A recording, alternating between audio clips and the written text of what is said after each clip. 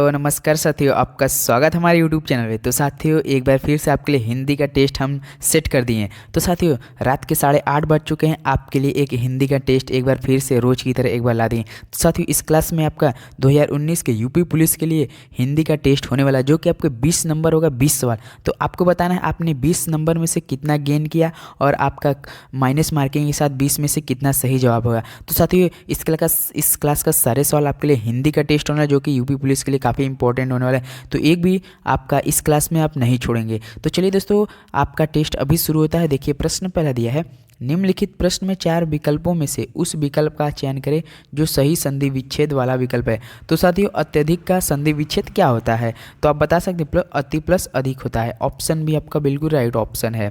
तो चलिए प्रश्न नंबर दूसरे बढ़ते हैं। प्रश्न दूसरा दिया, निम्नलिखित प्रश्न में 4 विकल्प दिए गए हैं, उनमें से उस विकल्प का चयन करें जो दिए गए पद का सबसे उचित सामासिक युग्म पद है।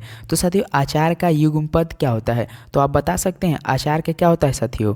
तो आपका आचार होता है विचार होता है। ऑप्शन भी बिल्कुल राइट ऑप्शन है। तो चलिए प्रश्न नंबर तीसरे बढ़ते हैं। प्रश्न तीसरा दिया, निम्नलिखित प्रश्न में 4 विकल्पों में से उस विकल्प का चयन करें जो दिए गए शब्द का सही समान अर्थ वाला शब्द है।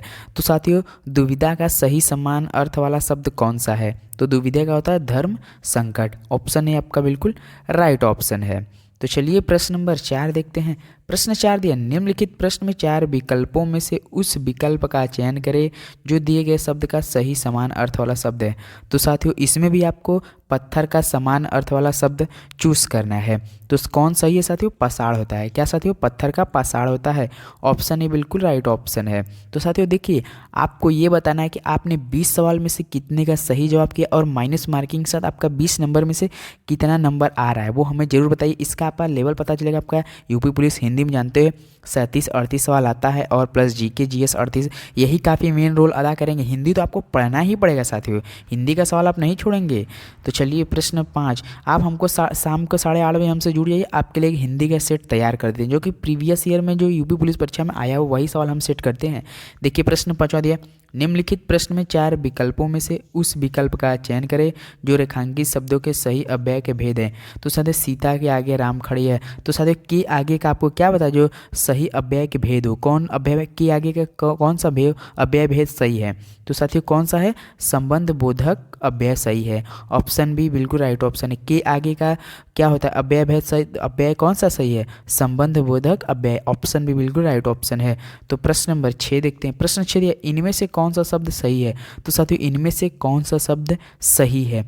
तो प्रादुर्भाव सही है। प्रादुर्भाव सही है। कौन साथियों? प्रादुर्भाव बिल्कुल राइट ऑप्शन है। प्रादुर्भाव ऑप्शन भी बिल्कुल राइट ऑप्शन है। तो प्रश्न नंबर 7 देखते हैं।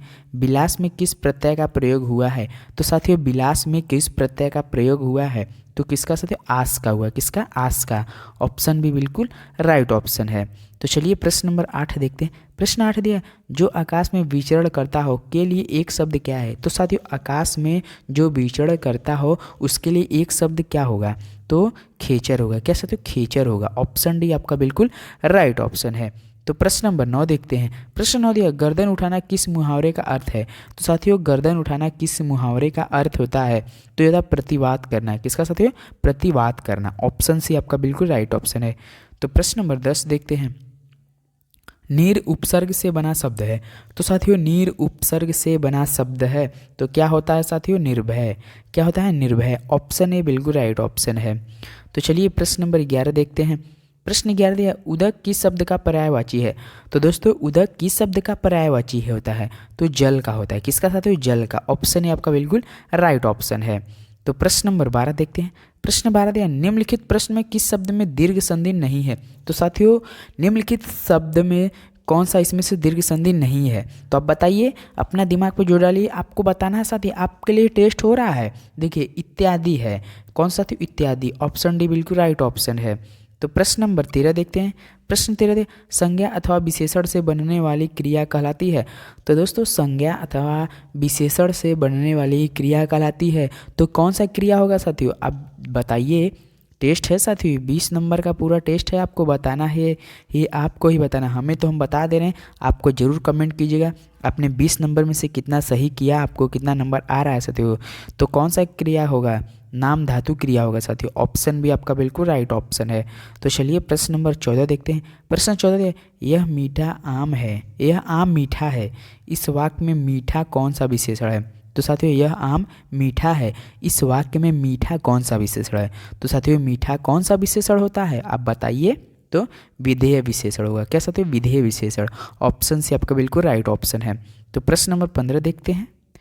पुष्प तत्सम शब्द के लिए हिंदी में तद्भव शब्द क्या है? तो साथियों पुष्प तत्सम शब्द के लिए हिंदी में तद्भव शब्द क्या है? पुष्प तत्सम शब्द है, उसको हिंदी में तद्भव शब्द क्या होगा? तो बताइए। फूल होगा साथियों। ऑप्शन ए फूल बिल्कुल राइट ऑप्शन है। तो चलिए प्रश्न नंबर 16 देखते हैं।